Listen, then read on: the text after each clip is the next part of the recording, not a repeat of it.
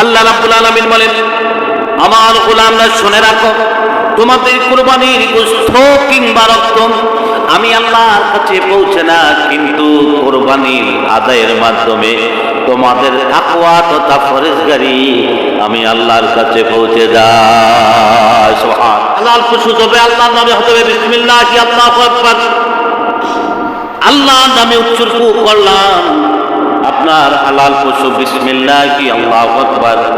আল্লাহর নাম ছাড়া যদি কোনো হালাল পশু যদি কোনো মানুষ যাবাও করে, আল্লাহর নাম ছাড়া জবে করার জন্য ওই পশুটা হারাম হয়ে গেল। আবার মুসলমান বন্ধুরা, এই কুরবানি দাতার সঠিক কুরবানি যিনি দিবেন, যার কুরবানি আল্লাহর কাছে কবুল হবে, নিশ্চয়ই সেই মানুষটা ইসলামের ভিতরে ঢুকেছে, ইসলামের পাবন্দি। যেই মানুষটা ইসলামের ভিতরে নাই, তার কুরবানির দরকার নাই। সে কুরবানি দিলেই কি আল্লাহ দিলে কি আল্লাহর কাছে তার তাকওয়া তার পরহেজগারি পৌঁছিবে না। এই জন্য কুরবানি দিতে হলে আগে আপনাকে আমাকে সবাইকে ইসলামের ভিতরে প্রবেশ করতে হবে, ইসলাম মুখী হতে হবে, দিনদার হতে হবে। আলহামদুলিল্লাহ নাহমাদুহু ওয়া নাস্তাঈনুহু ওয়া নাস্তাগফিরুহু ওয়া নাউযু বিল্লাহি মিন শুরুরি আনফুসিনা ওয়া মিন সাইয়্যাতি আ'মালিনা। من يهده الله فلا مضل له ومن يضلله فلا هادي له، ونشهد أن لا إله إلا الله وحده لا شريك له، ونشهد أن سيدنا وسندنا وحبيبنا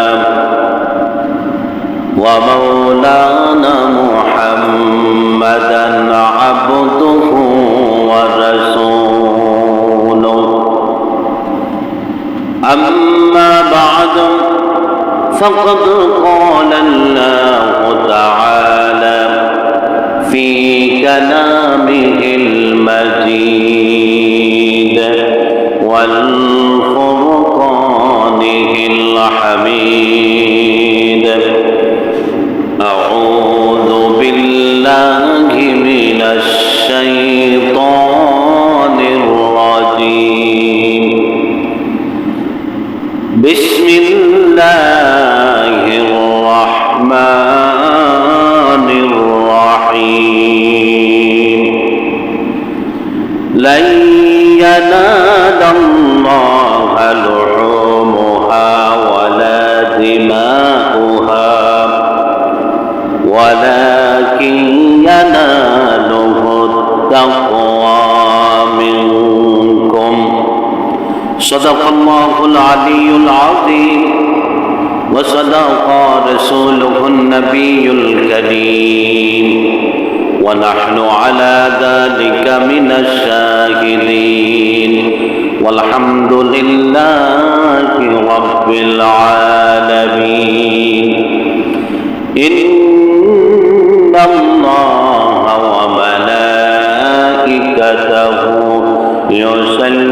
يصلون على النبي يا أيها الذين آمنوا صلوا عليه وسلموا تسليما. اللهم صل على سيدنا مولانا محمد وعلى آل سيدنا. اللهم صل على سيدنا مولانا محمد وعلى آل سيدنا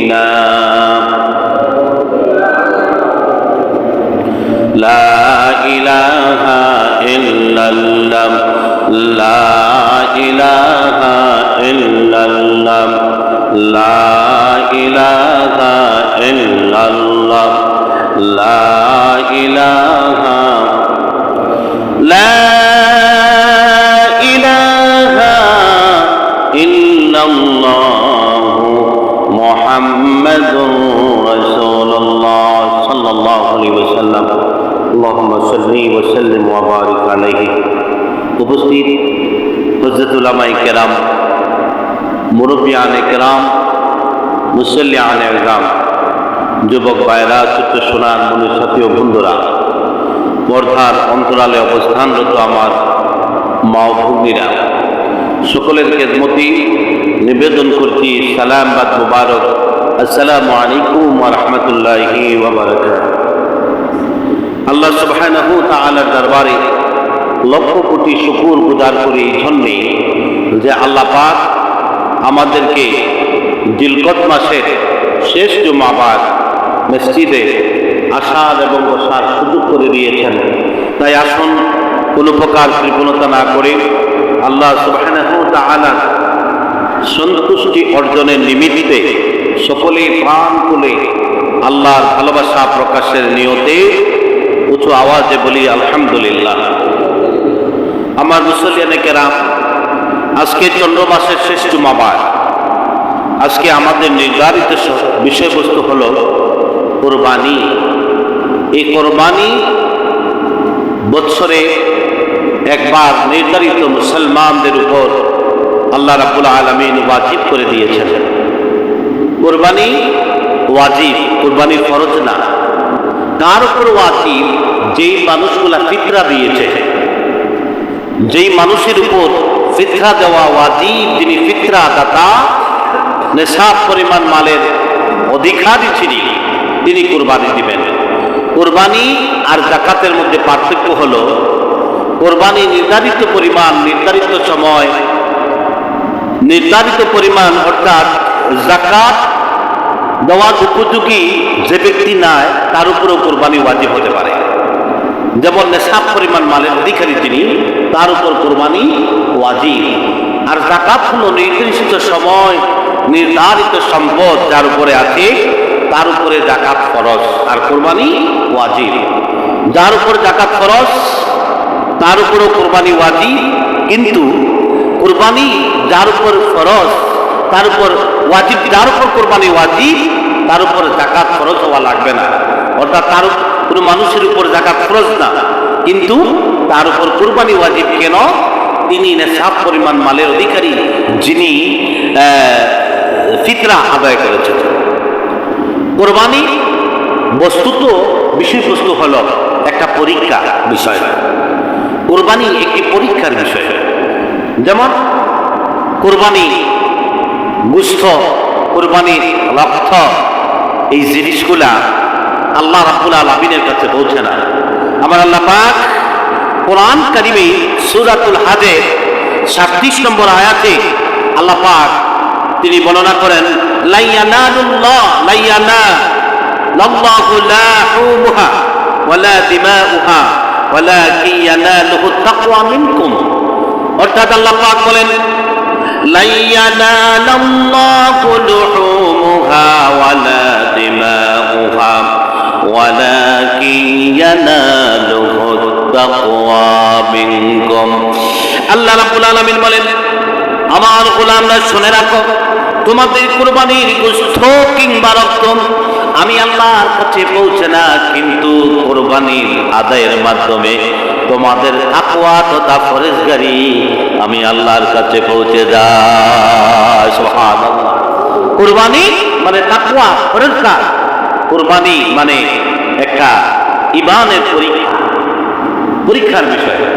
আমাদের এই সমাজে অধিকাংশ মানুষ কুরবানি তারা দিতে সময় মনে করে আমার বাবার নামে, আমার দাদার নামে 7টা, 3টা, 2টা, 4টা, অমুকের নামে কোরবানি না। কোনো মানুষের নামেই যদি কোরবানি হয় তাহলে ওই গোশত খাওয়াটাও হারাম হয়ে যায়। তবে 7 জনের পক্ষ থেকে আল্লাহর নামে কোরবানি, কোরবানি দাতা উদ্দেশ্য থাকতে হবে যে আমি আল্লাহর গোলাম, আমার পক্ষ থেকে আমার পছন্দনীয়, আমার প্রিয় বস্তু, হালাল পশু আমি কোরবানি দিয়েছি আল্লাহর রাস্তায়। এখন কোরবানি যদি বলেন আমার নামে দিছি, অমুকের নামে দিছি, অমুকের নামে দিছি, তাহলে এখানে ফতোয়া চলে আসে এই কোরবানিটা বৈধ হবে না। কারণ সব জবে হালাল পশু জবে আল্লাহর নামে, হালাল পশু জবে আল্লাহর নামে হতে হবে। বিসমিল্লাহি আল্লাহু আকবার, আল্লাহর নামে উৎসর্গ করলাম আপনার হালাল পশু, বিসমিল্লাহি আল্লাহু আকবার। আল্লাহর নাম ছাড়া যদি কোনো হালাল পশু যদি কোনো মানুষ যাবাহ করে, আল্লাহর নাম ছাড়া জবে করার জন্য ওই পশুটা হারাম হয়ে গেল। অর্থাৎ কুরবানি কারো মানুষের নামে হবে না, কুরবানি হবে আল্লাহর নামে। কার নামে? আমরা কই কার নামে? আল্লাহর নামে। আমাদের পক্ষ থেকে আল্লাহর নামে, আল্লাহ আমাদের তাকওয়া ফরজগারি পরিমাণ করেন, নির্ণয় করেন কুরবানি ধারা, আমাদের পরীক্ষা নেন। আবার মুসলমান বন্ধুরা, এই কুরবানি দাতার সঠিক কুরবানি যিনি দিবেন, যার কুরবানি আল্লাহর কাছে কবুল হবে, নিশ্চয়ই সেই মানুষটা ইসলামের ভিতরে ঢুকেছে, ইসলামের পাবন্দি। যেই মানুষটা ইসলামের ভিতরে নাই, তার কুরবানির দরকার নাই। সে কুরবানি দিলেই কি আর না দিলে কি আল্লাহর কাছে তার তাকওয়া, তার পরেজগারি পৌঁছিবে না।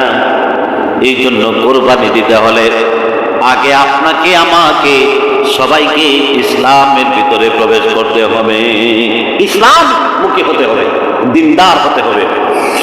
এই জন্য আমার আল্লাহ রাব্বুল আলামিন কোরআন কারীমে সুন্দর করে তিনি আমাদেরকে জানিয়ে দেন, ইয়া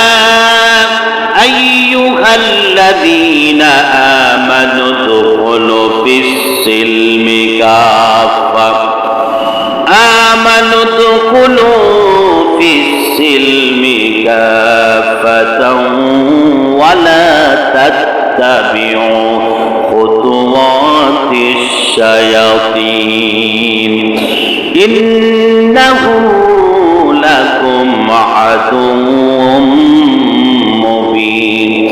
আমার আল্লাহ রাব্বুল আলামিন বলেন, হ্যাঁ মুমিনগণ, তোমরা পরিপূর্ণভাবে ইসলামের মধ্যে প্রবিষ্ট হয়ে যাও, প্রবেশ করে নাও, ইসলামের ভিতরে ঢুকে যাও। বরং শয়তানের অনুসরণ করো না, কেননা শয়তান তোমাদের প্রকাশ্যী শত্রু। সুতরাং আমার মুসলমান বন্ধুরা, আমার আল্লাহ রাব্বুল আলামিন আমাদেরকে বলেছেন ইসলামের ভিতরে দাখিল হওয়ার জন্য উদখুলু ফিস-সিলমি, সিলমি মানে কোনো প্রকার অভিযোগ নাই, কোনো প্রকার চুক্তি নাই, আল্লাহর ওয়ার্ডার, আল্লাহর যেটা হুকুম, আল্লাহর যেটা আদেশ, আপনাকে দেরি করা যাবে না। আল্লাহর হুকুমের প্রতি, আদেশের প্রতি কোনো অভিযোগ তোলা যাবে না, কোনো প্রকার অজুহাত দেখা যাবে না। আমি মুসলমান, আমার উপর আমার আল্লাহ যেই হুকুম, যেই ওয়ার্ডার তিনি দিবেন, দেরি করা যাবে না, হুকুম আসতে দেরি হবে। আমরা যদি মুসলমান হই, ইসলামের ভিতরে যদি প্রবেশ করতে চাই, আল্লাহর হুকুম আমাদের সামনে আসতে দেরি, আল্লাহর হুকুম পালন করতে দেরি করা যাবে না। আল্লাহর হুকুম দেরি করা যাবে না হুকুমে। এই জন্য মুসলমান এবং আমানত হলো ফিস-সিলমি, সিলমি মানে এমন একটি বিষয়, মানে দাখিল হওয়া, ভর্তি হওয়া। আপনি ভর্তি হবেন, আর সুযোগ নাই, ভর্তি হয়ে গেছে। আমার মুসলমান বন্ধুরা, এই ফিস-সিলমের ব্যাখ্যায় আমাদের জাতির পিতা হযরত ইব্রাহিম আলাইহিস সালাম কি আমার আল্লাহ রাব্বুল আলামিন বলেন, আমার খলিল ইব্রাহিম, তুমি জাতির পিতা কেমন, তোমাকে আমি কি পরীক্ষা করে নিই, তুমি রেডি হয়ে যাও, তোমার জন্য অগ্নি কুণ্ড রেডি হয়েছে, এখন তোমাকে আগুনে করতে হবে। হযরত ইব্রাহিম আলাইহিস সালাম দেরি করলেন না, আগুনে ডাক দেওয়ার জন্য তিনি রেডি হয়ে গেলেন।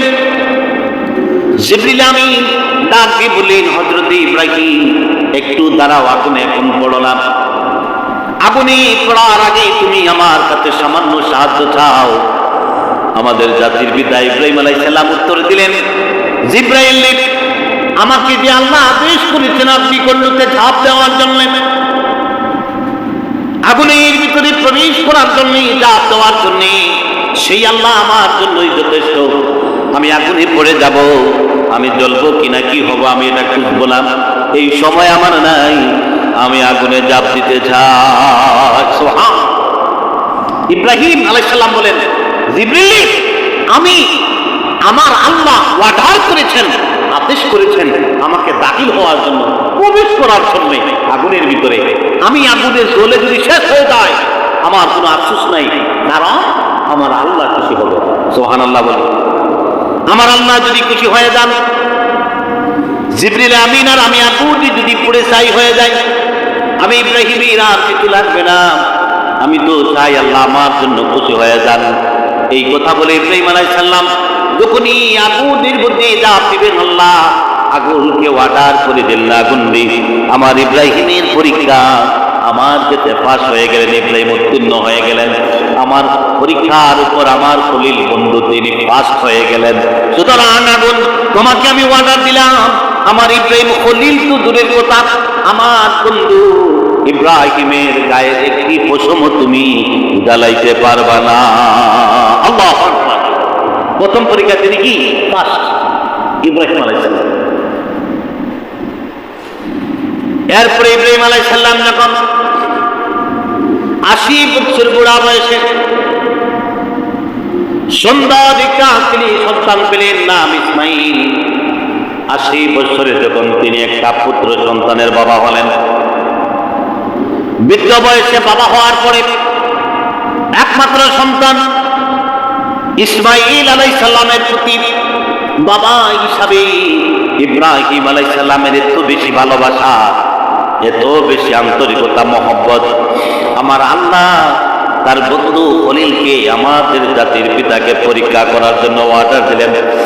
হ্যাঁ আমার খলিল ইব্রাহিম, আর দেরি করা যাবে না, দুধ পানকৃত তোমার ছোট্ট বালক আর তার মা হাজরাকে দেরি করো না, গৃহ থেকে মরুভূমির প্রান্তরে, আজকে যেখানে মক্কা শরীফ যেখানে, ওই প্রান্তরে ওই জায়গায় নিয়ে রেখে আসো।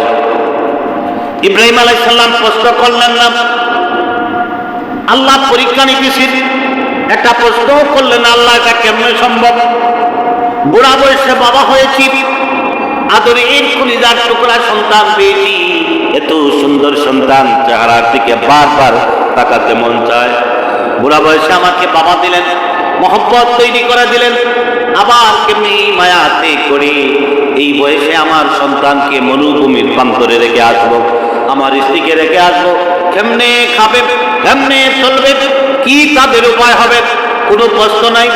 আল্লাহর ওয়াদার পরীক্ষা হয়ে গেল, পরীক্ষার নির্দেশ চলে এসেছে, ইব্রাহিম স্ত্রী সন্তানকে নিয়ে এসো মরুভূমির প্রান্তরে।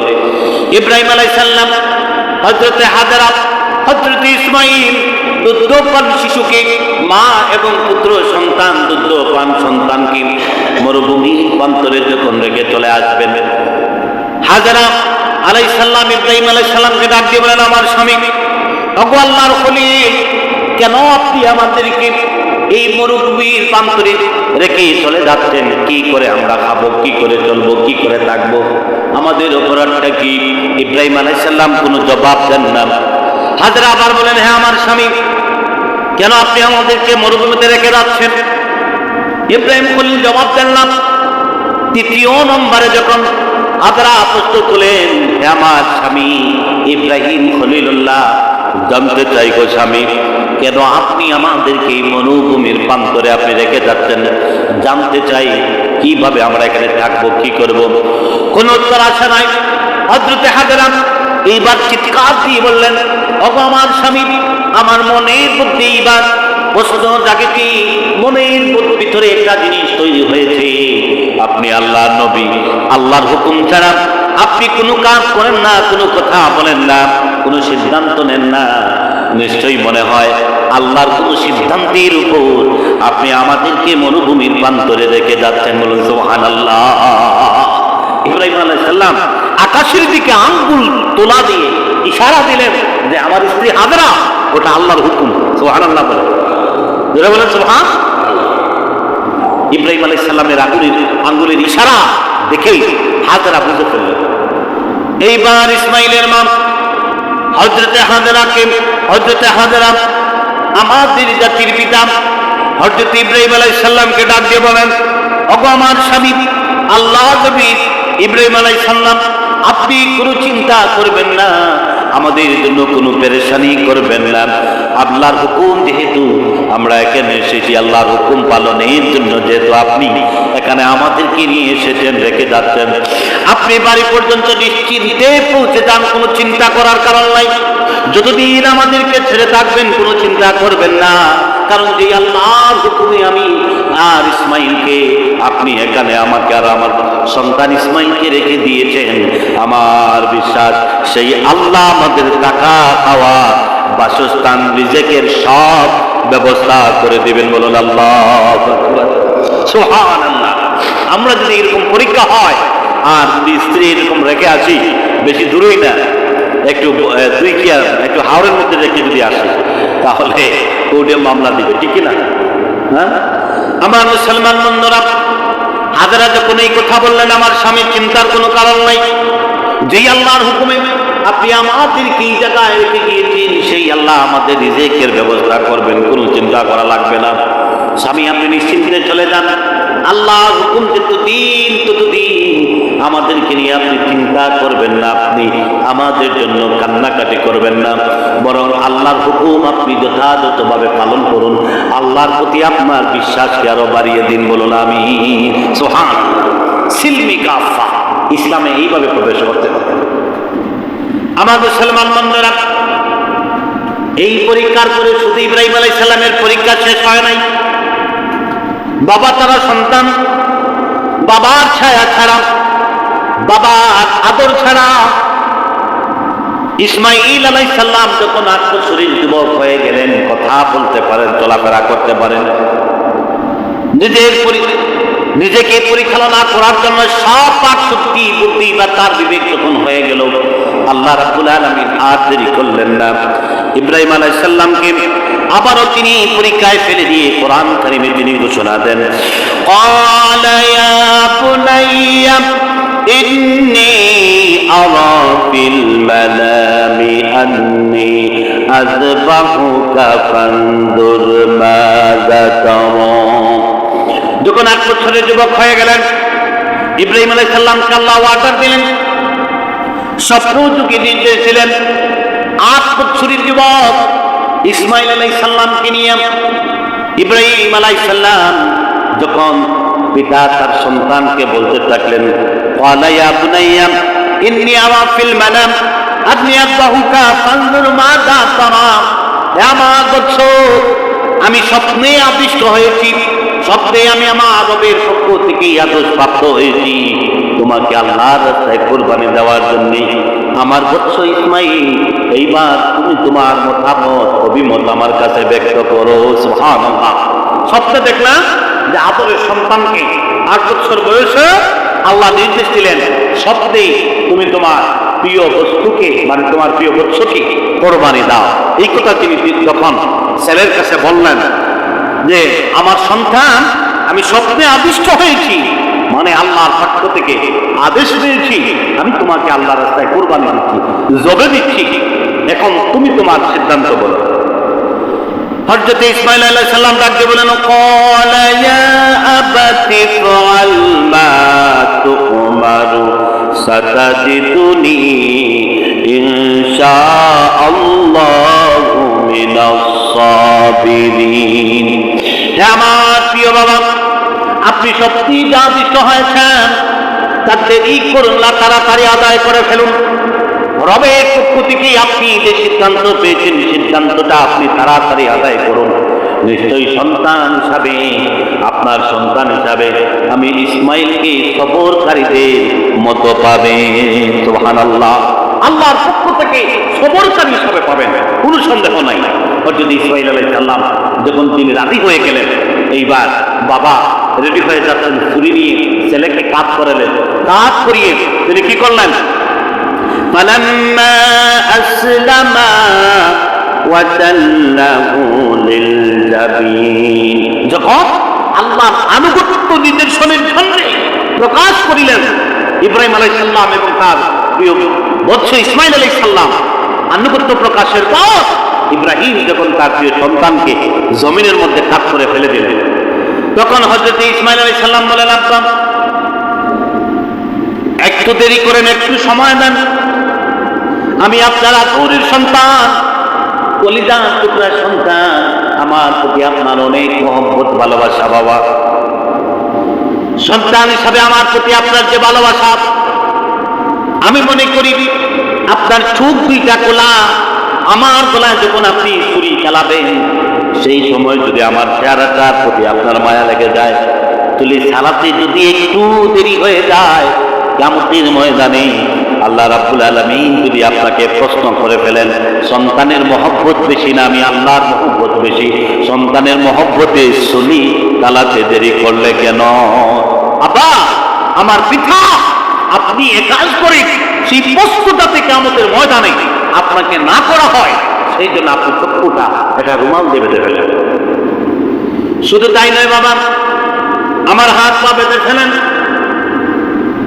তার কারণ হলো যদি আমি জবের যন্ত্রণায় পা দিয়ে যদি লাড়াছাড়া করি হাত পা দিয়ে যদি আপনার গায়ের মধ্যে যদি আমার হাত এবং পায়ের আঘাত লেগে যায় আপনি আল্লাহর পয়গম্বর আমার বাবা আল্লাহর আদেশ পর্যন্ত আপনি নবী জাতির পিতা ইব্রাহিম খলিল আল্লাহর বন্ধু তাহলে আমার পা যদি লেগে যায় হাত দ্বারা যদি কোনো আঘাতপ্রাপ্ত হন কিয়ামতের ময়দানে আমি একজন বেয়াদব হয়ে যাব আপনার সাথে বেয়াদব সন্তান হয়ে যাব আমার বেয়াদবি হয়ে যাবে বাবা আবার হাত পা বেঁধে ফেলে আর আপনার আমার একটা আবদার রয়েছে শেষ ইসলাম আমাকে বেঁধে দেওয়ার পরে আমার জামাটা আপনার হাত তালা খুলে আমার মা হাজরার কাছে পৌঁছে দিবেন আর বলবেন আমার মা তো মা বলে ডাকার কেউ নাই আমার মাকে বলবেন সবর করার জন্য কিয়ামতের দিন জান্নাতে আল্লাহর দরবারে আমার মায়ের সাথে দেখা হবে সুবহানাল্লাহ বলে দিবেন আপু আমার তো মাকে বাপ বলে ডাকার আর কেউ নাই কিয়ামতের দিন আমি ইসমাঈল আমার মাকে আল্লাহর দরবারে নিয়ে হাজির হব আমার মায়ের সাথে সাক্ষাৎ হতে দেখা হবে এটা হচ্ছে পরীক্ষা এটা হচ্ছে কি পরীক্ষার বিষয় উদখিলু ফিস সিলমি কাফা ইসলামের হুকুমের উপর কোনো প্রকার অভিযোগ কোনো প্রকার আপনার বেটাগিরি ক্ষমতা চলবে না না এটা আমি মানি না ফজরের আযান ফজরের ওয়াক্ত হবে সবাই মিলিয়ে যদি বলে না আমরা মানি না আজকে জোরের সময় ফজরের আযান দেব এটা চলবে না কারণ আল্লাহর বিধানে কারো হাত অভিযোগ করার সুযোগ আমার মুসলমান বন্ধুরা কিছুক্ষণ পরে ইব্রাহিম আলাইহিস সালামকে লক্ষ্য করে সন্তান ইসমাঈল আলাইহিস সালাম বলেন আব্বা একটু দাঁড়ান ইব্রাহিম আলাইহিস সালাম কুরবানির জবেটা শুরু করবেন বন্ধ করে দিয়ে বললেন সন্তান বলো কিসের জন্য দাঁড়াবো বলে বাবা আমার হাত পাটা খুলে দেন এইবার ইব্রাহিম আলাইহিস সালাম বললেন তুমি বললে হাত বাঁধতে পা বাঁধতে আবার বলো কেন হাত পা খুলে দিতে ইসমাঈল আলাইহিস সালাম বলেন আব্বা আমি চিন্তা করলাম কিয়ামতের ময়দানে আল্লাহর সামনে যদি ফেরেশতারা প্রশ্ন জুড়ে দেয় ইসমাঈল রাজি ছিল না আল্লাহর রাস্তায় কুরবানি হতে এই জন্য ইসমাঈলের হাত এবং পা বেঁধে তাকে কুরবানি হয়েছে বাবা চিন্তার কোনো কারণ নাই জবেই করার কত কিছু প্রয়োজন হয় আপনি আমাকে সবরের মধ্যে পাবেন আর কথা দিলাম আপনি আমাকে জব করবেন কিন্তু আমার হাত পা লড়াবো না আল্লাহু আকবার এত পরীক্ষা এত ইয়াকিন ছিল নবীদের ইসমাঈল আলাইহিস সালাম বলেন আল্লাহ ইব্রাহিম আলাইহিস সালামকে বলেন আব্বা আমার হাত পা বাঁধা যদি হাসরের মাঠে আমার কুরবানি সম্পর্কে যদি প্রশ্ন এসে যায় ইসমাঈল রাজি ছিলেন না এই জন্য হাত পা বাঁধা ছিল এত বড় পরীক্ষা আবার মুসলমান বন্ধুরা তেমনি ভাবে ইব্রাহিম আলাইহিস সালাম থেকে কুরবানির সূচনা আর এই কুরবানির মূল ভিত্তি ইব্রাহিম আর ইসমাঈল আলাইহিস সালাম থেকে আমাদের কুরবানি সেই মতো কুরবানি আমরা কুরবানি দিলে ইব্রাহিম আলাইহিস সালামের মতো কুরবানি আল্লাহর দরবারে কবুল হবে কুরবান মানে ত্যাগ করা মায়া ত্যাগ করা মহব্বত ত্যাগ করা, আদরের জিনিসকে বিলিয়ে দেয়া, আলাদা করে দেয়া। আমার মুসলমান বন্ধুগণ, এই জন্য আমার আল্লাহ রাব্বুল আলামিন ইব্রাহিম আলাইহিস সালাম যখন ইসমাইল আলাইহিস সালামের হাত পা খুলে দিয়ে জবাই করার জন্য যখন ছুরি দিয়ে ইব্রাহিম আলাইহিস সালামের গলায় যখন ছুরি চালান, খুব চেষ্টা করতে থাকেন ইসমাইল আলাইহিস সালামকে কাটার জন্য, জবাই করার জন্য। ইব্রাহিম আলাইহিস সালাম অনেক চেষ্টা করলেন, জোর চালালেন, কোন অবস্থাতেই ইসমাইল আলাইহিস সালামের গলা কাটে না। ইব্রাহিম আলাইহিস সালাম কিছুক্ষণ পরে দেখলেন আল্লাহর পক্ষ থেকে ইসমাইল আলাইহিস সালামের স্থলে একটা জান্নাতি পশু তথা তুম্বা শরীর তোলে জবাই হয়ে গেছে। বলুন সুবহানাল্লাহ। যখন ইব্রাহিম আলাইহিস সালাম এই ব্যাপারে চিন্তায় পড়ে গেলেন, চিন্তায় যখন পড়ে গেলেন, আমার আল্লাহ রাব্বুল আলামিন ইব্রাহিম আলাইহিস সালামকে অর্ডার দেন, ওয়া নাতাইনাহু আইয়া ইব্রাহিম, হে ইব্রাহিম, আমি তাহাকে আহ্বান করেছিলাম, হে ইব্রাহিম, আমি তোমাকে আহ্বান করে বলেছিলাম কুরবানি করো। قد صدقت الرؤيا إنا كذلك نجزي المحسنين। এই ইব্রাহিম, আমি তোমাকে সত্যি আদেশ দিয়েছিলাম কুরবানি করার জন্য, আর এখন তুমি যেই পরিবেশ দেখেছো, তোমার স্বপ্নের সেই আদেশটা আমি আল্লাহর পক্ষ থেকে আদায় হয়ে গেছে। নিশ্চয়ই তুমি তোমার সন্তান ফরেজগারির পরিচয় দিয়েছ। সুবহান। ইব্রাহিম চিন্তার কোনো বিষয় নাই, এই যে পশু জবাই হয়েছে, এটার দ্বারা তোমার আর তোমার সন্তানের পরীক্ষা আমি আল্লাহ নিয়েছি, তোমরা পাস করেছো, সবরকারী ফরেজগারি অন্তর্ভুক্ত হয়ে গেছে, সুতরাং তোমাদের কোরবানি কবুল। এই জন্য মুসলমান বন্ধুরা, সামনে কোরবানি আসতেছে, ঠিক না? কোরবানি আমরা দাদার নামে, চাচার নামে, বাবার নামে, নিজের নামে দিব, ঠিক না? হ্যাঁ, আমাদের সমাজে প্রচলিত আছে একটা লিস্ট থাকে, ওটা ওটার নামে, ওটা ওটার নামে না। লিস্টের ভিতরে আমাদের উদ্দেশ্য থাকতে হবে যে আমার দাদার পক্ষ থেকে কোরবানি, আমার পক্ষ থেকে, আমার বাবার পক্ষ থেকে, আমার অমুকের পক্ষ থেকে, অমুকের পক্ষ থেকে আল্লাহর নামে কোরবানি। কোরবানি কার নামে? আল্লাহর নামে। কেউ আমরা বলে বলতাম না, বলে আমার নামে একটা দিছি, আব্বার নামে একটা দিছি, দাদার নামে দিছি না। দাদার পক্ষ থেকে আল্লাহর নামে, মায়ের পক্ষ থেকে আল্লাহর নামে কোরবানি, তাহলে বস্তুত এই কোরবানিটা আমাদের কবুল হবে। কোরবানি গোশত, মাংস আল্লাহর কাছে পৌঁছে না, বরং আপনার আমার তাকওয়া পৌঁছে। তাকওয়াটা কেমন? কেউ কোরবানি দেওয়ার পরে 3-4টা যা আছে সব আমরা ফ্রিজে নিয়ে দিতে, ঠিক না? এই কোরবানি আপনি ইচ্ছা করলে সারা কোরবানি আপনার ফ্রিজে ঢোকান, মিসকিনে দেওয়ার দরকার নেই, নিয়ে নেন করে, সমস্যা নাই। বলে হুজুর ইসলামীটা বাধা আছে, কোনো বাধা নাই, তবে আপনি নিচেন দেখছেন আরো ঝামেলা বাড়াইছেন। আপনি মাংস বন্টন না কইরা সারা কোরবানির মাংস আপনার ফ্রিজে ঢুকাইছেন, মানে আপনার বিপদ আপনার গণনায় আনছেন। এখন এটাকে সুন্দর কইরা পাঠাইয়া রান্না কইরা আপনি খাওয়ারই লাগবে, মেহমান খাওয়াই লাগবে, মিসকিনও খাওয়ারই লাগবে। বুঝেছেন বিষয়টা? ইসলাম আপনাকে আটকায় নাই, ইসলাম কারো হাত পা বাঁধে নাই, সারা মাংস আপনি নিয়ে নেন, কোনো বাধা নাই, কিন্তু নিছেন ট্যাক্সেন, আরো ঝামেলা বাড়ছে, ঠিক কিনা? এই জন্য আমাদের মাযহাবের মধ্যে, আমাদের উলামায়ে কেরামদের সিদ্ধান্ত হলো যে মুস্তাহাব কোরবানির মাংস 3 ভাগে বিভক্ত করা। 1 ভাগে নিজের পরিবার পরিজনের জন্য, 1 ভাগ আপনার আত্মীয় স্বজন মেহমানদের জন্য, আর 1 ভাগ এতিম মিসকিনদের জন্য। কোরবানির ঈদ মাংস যারা পরিবার পরিজন যারা কোরবানি দিতে পারে না, কোরবানি যারা দিতে পারে না, এরা ছোট্ট ছোট সন্তান যদি থাকে, মাংসের জন্য যদি আজকে গরুর মাংস খাইতাম, গরুর মাংস নাই, কান্না করে, ওই মানুষরাই বুঝতে পারে কুরবানি দিতে পারছে না তার কেমন বেদনা, ঠিক কিনা? হ্যাঁ, এখন যদি কেউ কুরবানির মাংস আপনারে আমারে না দেয়, আমরা যদি ফতোয়া লাগাই যে বড় লোকের কুরবানি হয়েছে না, আমারে দিছে না, এটা আপনি কই হইলেন? আমাদের সমাজে তো আসে না দুশাদশির ফতোয়া, আমার পক্ষে যেটা আমি লাগাই দিলাম, আপনার পক্ষে যেটা সুযোগ পেয়েছেন ডাইরেক্ট ফতোয়া ছাইরা দিচ্ছে না, কুরবানি হয়েছে না। আরে ভাই, কুরবানি হলো কিনা এই গ্যারান্টি আপনাকে কে দিছে? তার কুরবানি কবুল হবে না হবে এটার মালিককে? কথা কোন? কিন্তু ফিকহ কিতাব অনুযায়ী, ইসলামের বিধান অনুযায়ী আমরা মুসলমান, গরু মহিষ এই কুরবানি একটা পশু দ্বারা 7 জন মানুষের ভাগে পড়ে। 7 জনের পক্ষ থেকে আল্লাহর নামে কুরবানি হয়। এই 7 জনের ভিতরে যদি একজন মানুষ সুদখোর, ঘুষখোর, জুলুমবাজ, জিনাখোর, ব্যভিচারী, পিতামাতার অবাধ্য সন্তান যদি হয়, একজন মানুষ যদি থাকে, তাহলে ওই একজনের পক্ষ থেকে 7 জনের, একজনের ভুলের জন্য 7 জনের পক্ষ থেকে আল্লাহর নামে যে কোরবানি হলো সব বাদ হয়ে গেল, সব বরবাদ। এই জন্য একটা পশু যখন 7 জনের আপনারা কুরবানি দিবেন, তখন পক্ষ 7টা ঠিক করতে হলে বুঝে শুনে করতে হবে, বুঝে শুনে করতে হবে। এরপরে বিষয় হচ্ছে, আমরা বুঝে শুনে এই জিনিসটারে একত্রিত করে যখন কুরবানি দিলাম, দেওয়ার পরে আমরা মাংস বন্টন করব।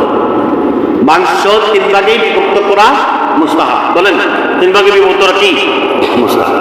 1 ভাগ নিজের, আরেক ভাগ মেহমান, আরেক ভাগ এতিম মিসকিনের জন্য। তার কারণ হলো, ইসলাম চায় না আপনি একা একা আনন্দ করতে। আপনি মাংস খাইবেন, আপনি ইসলামে ঢুকেছেন, ওদখুলু ফিস-সিলমি কাফা, ফিস-সিলমি, আপনি প্রবেশ করেছেন আল্লাহর হুকুমের ভিতরে। যদি আল্লাহর হুকুম আপনি মানেন, তাহলে আপনি সাধারণ একজন প্রতিবেশী হিসাবে আপনার ঘরে আজকে গরুর মাংস পাকাইছেন, সুন্দর করে আপনি বিরিয়ানি ভুনা করছেন, বিরিয়ানি পাকাইছেন, খাইবেন রুষ্ট দিয়া, সেন্ট বার হয়, সেন্ট আছেন, বিরিয়ানির সেন্ট বের হয়, তো গরুর মাংসের সেন্ট বের হয়, এখন একটু একটু কম বের হয়, কারণ আমরা সবাই ফতোয়া চিনিত। এই জন্য এখন কাঁঠালেও সেন্ট আগের মতো নাই। কাঁঠাল পাকলে আগে যদি সেন্ট থাকতো, সুগন্ধি থাকতো, এটা নাই। তেমনি ভাবে ইলিশ মাছ কিনলে আগে যেইভাবে সুগন্ধি বের হতো, এখন আসেনি। হ্যাঁ, মিষ্টি কুমড়া নাম মিষ্টি আছে, কিন্তু রান্না করলে মিষ্টি লাগে, চিনি দিয়া মিষ্টি লাগাই না। তার কারণ কি? কারণ আমরা সব ফতোয়াবাদ, কেউ আমরা ইসলামে ঢুকতে চাই না। এবার ফতোয়া দেয় যে দেশ নিবাস সারা মাংস ঢুকেছে, তার কুরবানি হইব। আমি বলি এই কথা যে বলে, তারে এই কথা বলার পারমিশন কে দিছে? আরেকজনের কোরবানি সে দিবে না দিবে, এটা তো সে তাকওয়া, তার তাকওয়ার বিষয়, ঠিক না? তাকওয়া এবং ফরেজগারির বিষয়। এখন একজন যদি তাকওয়া না হয়, ফরেজগার না হয়, তাহলে আমরা জোর করে ইসলামে ঢুকে পারবো না। এই জন্যে ইসলাম আত্মসমর্পণ, আল্লাহর কাছে যারা করবে, আল্লাহর বিধান পুঙ্খানুপুঙ্খানুভাবে তারা মানবে। কথা ছিল আমার মুসলমান বন্ধুরা, কে মাংস বন্টন করলো, কে মাংস বন্টন করলো না, এই জিনিস খবরদার কেউ কুদানো যাবেন না। কারণ যিনি কুদানো যাবেন, তিনি কিয়ামতের দিন আল্লাহ বলবেন, তোমার কে পারমিশন দিয়েছে ওইটা বুঝার জন্য? আমার গোলামের সাথে আমার সম্পর্ক, সে আমার নামে কুরবানি দিচ্ছে, আমাকে হিসাব দিবে। তার কুরবানি, সে দাতা আর আমি গ্রহীতা, আমি গ্রহণকারী। সে দাতা, সে দাতা আর আমি গ্রহণকারী, তার আর আমার হিসাব। তুমি এখানে মাঝখানে ঢুকলা কেন? সুতরাং আগে তুমি জাহান্নামে ঢুকো। বুঝেছেন কথা? আমরা অনেক মুফতি আছি, ফতোয়া দিই, বেটা হজ করে আইছে, তার হজ হয়েছে আছে না নাই? কথা কন, হাদিসা হজ করে হইছে নি, তার হজ হয় না। আপনাকে এই চাকরিটা কে দিছে ভাই? সুতরাং এই জিনিসগুলা যদি অযথা কথাবার্তা বলেন, কিয়ামতের দিন আল্লাহর কাছে জবাব দেওয়া লাগবে। সুতরাং আমরা শেষ করে দেই, মাংস বন্টনের রীতি 3 ভাগে বিভক্ত করার পরে 1 ভাগ নিজে দিবেন, 1 ভাগ আপনি গরিব মিসকিনকে দিবেন, 1 ভাগ আপনার আত্মীয় স্বজনকে দিবেন। আপনার এক ভাই কুরবানি দিতে পারে নাই, আপনার কি ভাই? কথা বলেন না। আপনার প্রতিবেশী কুরবানি দেয় নাই, তার উপর কুরবানি ওয়াজিব না, কিন্তু সে মিসকিন না, ফকির না, মিসকিন না, তারা আপনি মিসকিনের অংশ থেকে কুরবানির গোশত দিলে হবে না। বুঝেছেন কি কথা? কতটা আমরা বুঝে নেই। মিসকিনের অংশ থেকে আপনার প্রতিবেশী, যার উপর কুরবানি ওয়াজিব না, যিনি কুরবানি দিলেন না, আপনার ভাই, আপনার বন্ধু, আপনার প্রতিবেশী, তাকে আপনি মিসকিনের থেকে দিবেন না। মিসকিন যারা, মিসকিন আপনার প্রতিবেশী মিসকিন থাকতেই পারে, যেমন জাকাত খাওয়ার তার যার উপর জাকাত খাওয়া ফরজ তিনি মিসকিন, আর যার উপর জাকাত খাওয়া ফরজ নয়, তার সামর্থ্য আছে কিন্তু কুরবানি ওয়াজিব না, তাহলে আপনি মিসকিনের মতো 2 টুকরা মাংস দিবেন না। আপনি তার আত্মীয় স্বজন এই যে অংশ থেকে আপনি দেন।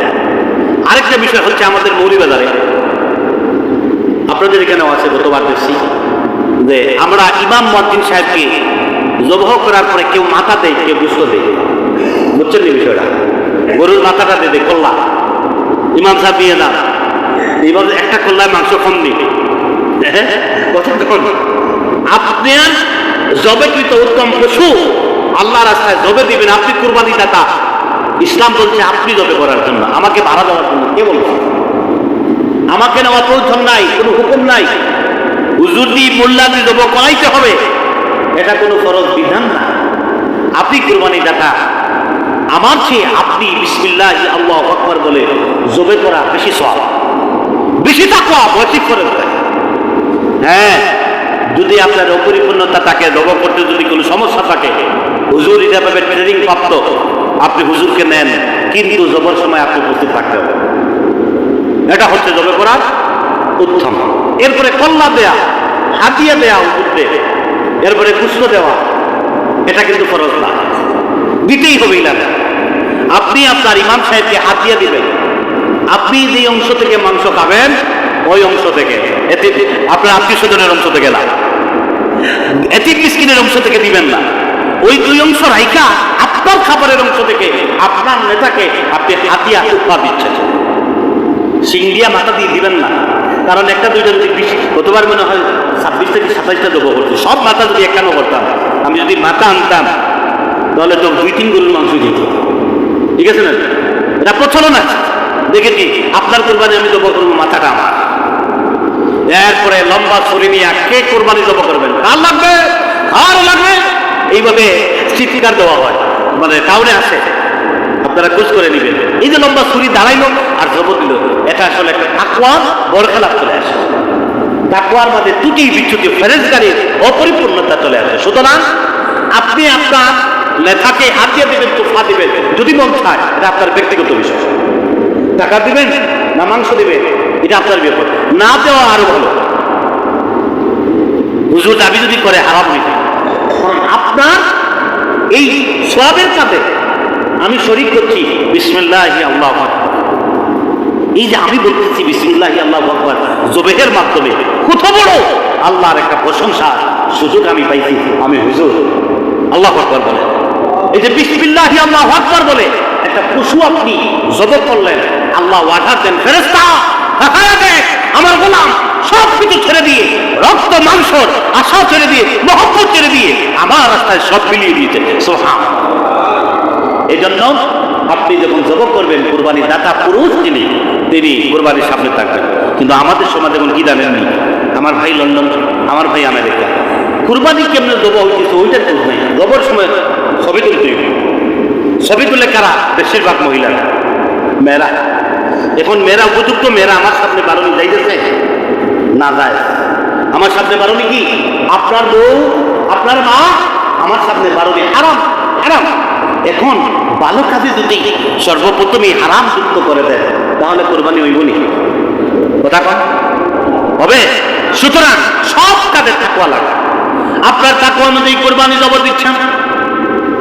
জবর ক্ষেত্রে যদি একজন মহিলা বেপরদা থেকে যায়, জিনা সংগঠিত হয়ে গেল, আল্লাহ আপনাকে প্রশ্ন করবেন, তোমার পশু জব করেছ আমার রাস্তায়, আমার নামে উৎসর্গ করে ছুটি, তুমি তো ইসলামে প্রবেশ করেছ, আমি তো দিনের বিধান দিয়েছিলাম পর্দা করা, কিন্তু এই জবের মাঠে তুমি এমন ব্যবস্থা করেছো, বেপর্দা জিনা বেবিচারের উৎপত্তির সুযোগ দিয়েছ। খবরদার গোলাম, তোমার কুরবানি আমি আল্লাহ গ্রহণ করলাম না। সুতরাং এই জিনিসটা লক্ষ্য করতে হবে। পর্দা ঈদের দিনে আপনার মেয়ে আমার কাছে পড়ছে, কোথায়? মাদ্রাসায়, স্কুলে, কলেজে। আমি গেছি আপনার বাড়িতে জবে করার জন্য, এখন তার স্কুল কলেজ যা, এই সময় আপনি বার করবেন কেন? খবরদার, লুকিয়ে রাখবে। ওটা হচ্ছে ইসলাম। এটা কি? এটা হচ্ছে ইসলাম। যেহেতু আল্লাহ পাক আমাদেরকে বলেছেন উদখুলু ফিস সিলমি কাফা, কোনো অভিযোগ নাই, কোনো প্রতি উত্তর নাই, কোনো জিজ্ঞাসা করার সুযোগ নাই, আমার বিধান তোমাদের জন্য ফরজ। আল্লাহর বিধান কি আমাদের জন্য? কথা কন, ফরজ। সুতরাং এই জিনিসটা লক্ষ্য করা লাগবে। হইতে পারে নতুন এই জিনিসটা তো নতুন, আমার পুরি দরকার। আপনারা একটু বিবেক খাটান। অধিকাংশ আমাদের সমাজে কুরবানির সময় মোবাইল নিয়ে ফেসবুকে আপলোড করার জন্য, লন্ডন ফাটানোর জন্য, বাইরে দেশে ফাটানোর জন্য আমরা ব্যস্ত থাকি, ঠিক না?